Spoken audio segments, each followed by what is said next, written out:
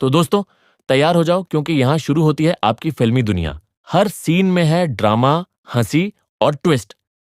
Movie की शुरुआत होती है लियंग नाम के बंदे से जो अपने पेरेंट्स के साथ रहता है, क्योंकि चाहे वो कितनी भी जगह जॉब के लिए अप्लाई कर ले पर भाई की लगती ही नहीं। कॉलेज के टाइम पर तो बंदा बड़ा ही ब्रिलियंट था, क्लाइंबिंग क्लब का मेंबर और ढेरों कंपटीशन जीत चुका था। पर आजकल ज्यादातर टाइम वो पार्क के पुल अप बार पर लटकते हुए बिताता है। लोग उसे अब शहर का वैरदू तक कहने लगे हैं, यहाँ तक कि उसका नेफ्यू भी पब्लिक में उसके साथ दिखना पसंद नहीं करता। यंग नाम अभी भी अपने कमरे में वो सारी पुरानी क्लाइंबिंग इक्विपमेंट्स रखता है जिन्हें उसकी बहन चुंग बस स्पेस की वेस्ट समझती है। लेकिन अब आता है ट्विस्ट। उसकी माँ का 70वां बर्थडे है और फैमिली ने एक बड़ी पार्टी प्लान की है। यंग नाम सबको कन्विंस करता है कि पार्टी क्लाउड गार्डन में करें, क्योंकि वहीं उसकी पुरानी क्रश यूजू काम करती है। कॉलेज के बाद उसने उसे कभी नहीं देखा था और अब दिल फिर से थोड़ा थोड़ा बेचैन होने लगता है। पार्टी शुरू होती है और फैमिली वाले उस पर एक से बढ़कर एक ऑकवर्ड सवालों की बौछार कर देते हैं। मतलब जॉब, लाइफ, सब पर पूरा इंटरव्यू ले लिया गया। आखिरकार वो यूजू को ढूंढ ही लेता है, पर बात बनती नहीं बल्कि और अजीब हो जाती है। वो दोनों थोड़ी देर के लिए अकेले में बाहर निकलते हैं, जहाँ यूजू बोलती है, मुझे तो लगा तुम मुझसे बात नहीं करना चाहोगे, क्योंकि जब मैंने तुम्हारा प्रपोजल रिजेक्ट किया था उसके बाद तो तुम गायब ही हो गए थे। यंग नाम हड़बड़ाकर बोलता है, अरे नहीं नहीं, ऐसा कुछ नहीं है। हालांकि अंदर से वो जानता है कि ऐसा ही था और फिर झूठ बोल देता है कि वो किसी बड़ी कंपनी में मैनेजर है। ये सुनकर यूजू थोड़ा सरप्राइज हो जाती है। अब जैसे ही फैमिली पार्टी में बिजी रहती है, यूजू का असली बॉस ग्यू वहां आता है। दिखने में तो बड़ा कूल और केयरिंग है, लेकिन असल में वही मालिक का बेटा है और मौका मिलते ही यूजू पर लाइन मारने लगता है। यूजू कंफ्यूज है कि उसे कैसे समझाए कि भाई मैं तुम्हें जरा भी इंटरेस्टेड नहीं हूँ। और तभी पास वाली सड़क पर एक अजीब सा बंदा मास्क पहने हुए एक बड़े से ट्रक के सामने से गुजरता है। वही मास्क वाला आदमी फिर आता है और ट्रक के पास खड़ा होकर चाबी तोड़ देता है ताकि कोई उसे हिला न सके। फिर वो ट्रक का दरवाजा खोलता है और अंदर से निकालता है एक अजीब सी टॉक्सिक गैस का सिलेंडर। कुछ ही सेकंड में वो गैस हवा में फैलने लगती है और जो भी उसे सांस में लेता है उसकी हालत बिगड़ने लगती है। लोग घबराकर भागने लगते हैं। सड़क पर एक्सीडेंट्स, पैनिक और हल्ला मच जाता है। उधर क्लाउड गार्डन के अंदर सब बेखबर हैं। यूजू किसी दोस्त से फोन पर बात कर रही होती है और वही दोस्त उसे बता देता है कि यंग नाम ने उससे झूठ बोला था। फैमिली सेलिब्रेशन में बिजी होती है, तभी बाहर एक कार क्रैश होती है और कार की विंडो टूटते ही गैस अंदर घुसने लगती है। लोग डरकर बाहर भागते हैं और तभी सबको एहसास होता है कि कुछ बहुत खतरनाक हो चुका है। तभी इज़ो दौड़कर अंदर आता है और सबको बाहर निकालने लगता है, लेकिन यंग नाम रुक जाता है क्योंकि उसकी बहन नीचे अपनी कार लेने गई होती है। यूजू वापस आती है और गैस से झटके खाकर गिर जाती है। यंग नाम रिस्क उठाता है और उसे खींचकर बाहर ले आता है, पर अब यूजू की स्किन पर रैशेस दिखने लगते हैं। दोनों ऊपर की खिड़की से बाहर देखते हैं। शहर में अफरा तफरी मची है। यंग नाम तुरंत बोलता है, सबको छत पर ले चलो, वहीं से बचने का रास्ता है।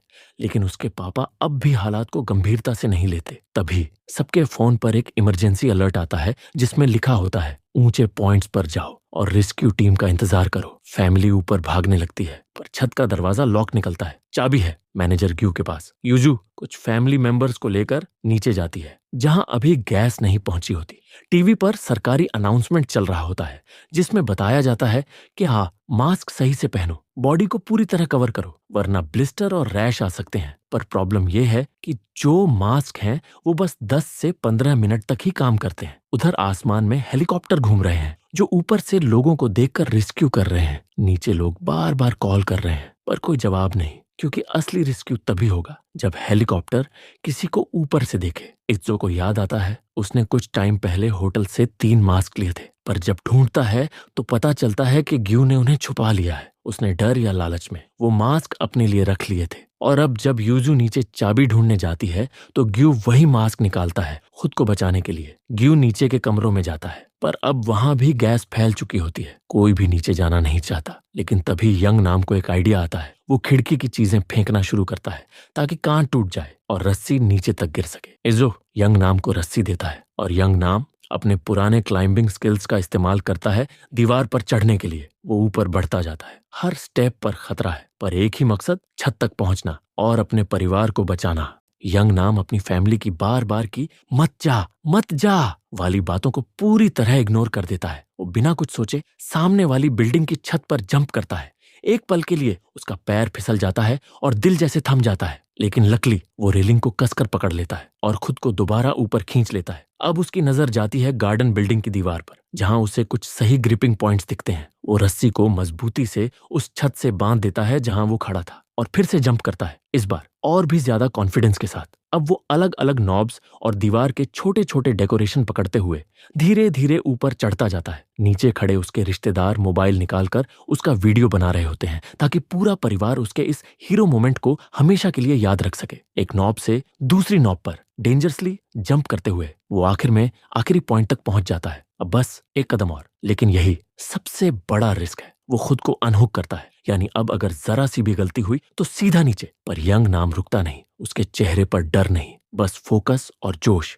उसके दिमाग में कॉलेज की ट्रेनिंग की यादें दौड़ने लगती हैं। वो एक आखिरी बार गहरी सांस लेता है और फिर हवा में पूरी ताकत से उछलता है। उसके हाथ बढ़ते हैं और वो सीधा पकड़ लेता है लायन स्टैचू के सिर को। स्टैचू का एक हैंग टूट जाता है, पर यंग नाम किसी तरह दूसरे हिस्से को पकड़ लेता है और पूरी ताकत से ऊपर तक पहुंच जाता है। वो बिना एक सेकंड भी वेस्ट के भागकर दरवाजा खोलता है और अपनी फैमिली को ऊपर आने का रास्ता देता है। उसकी माँ उसे देखकर घबरा जाती है, कहीं चोट तो नहीं लगी? और उसके पापा गुस्से में कहते हैं, तू खुद को खतरे में डालकर क्या हीरो बनना चाहता है क्या? तभी एक हेलीकॉप्टर पास से उड़ता है। सब लोग उसे देखकर चिल्लाते हैं, हाथ हिलाते हैं, आवाज लगाते हैं, लेकिन हेलीकॉप्टर उन्हें देख ही नहीं पाता। तभी यूजू को एक आइडिया आता है। वो सबको कहती है, अपने फोन निकालो। सब लाइन में खड़े हो जाते हैं और अपनी स्क्रीन टैप करते हैं SOS सिग्नल भेजने के लिए। ऊपर से देखने पर वो सारी लाइट्स ऐसे दिखती हैं जैसे कोई इमरजेंसी कोड चमक रहा हो। उधर न्यूज पर खुलासा होता है वो गैस फैलाने वाला आदमी असल में एक साइंटिस्ट था। अपनी ही कंपनी से निकाले जाने के बाद वो पागलपन की हद तक चला गया और उसने बनाई वो टॉक्सिक गैस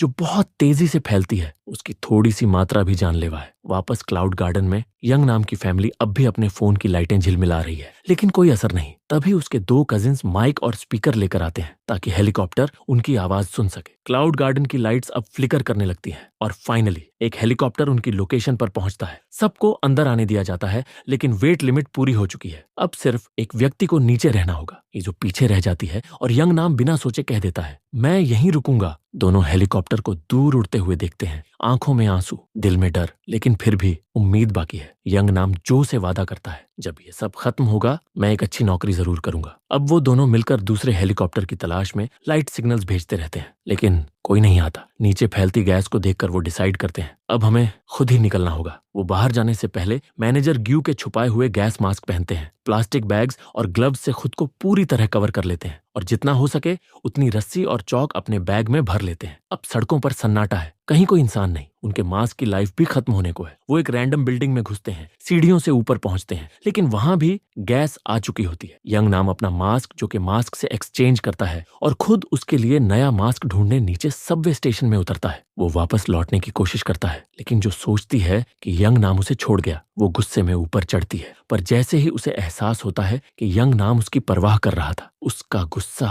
पिघल जाता है। यंगना और यूजो वापस लौटते हैं स्ट्रीट पर। वो एक मल्टी फ्लोर बिल्डिंग में घुसते हैं जो अब तक गैस से सेफ है। दोनों थके हुए हैं पर जिंदा है। धीरे धीरे मास्क, बैग्स और ग्लव्स उतारते हैं, लेकिन ऊपर की मंजिलों के रास्ते लॉक्ड है। उनके सामने अब बस एक ही रास्ता बचा है, छत तक पहुंचना। यूजो हल्की है, वो पहले जाती है, रस्सी के सहारे ऊपर चढ़ती है और सक्सेसफुली पहुंच जाती है। लेकिन जब यंगना की बारी आती है, गैस बिल्डिंग में घुस चुकी होती है।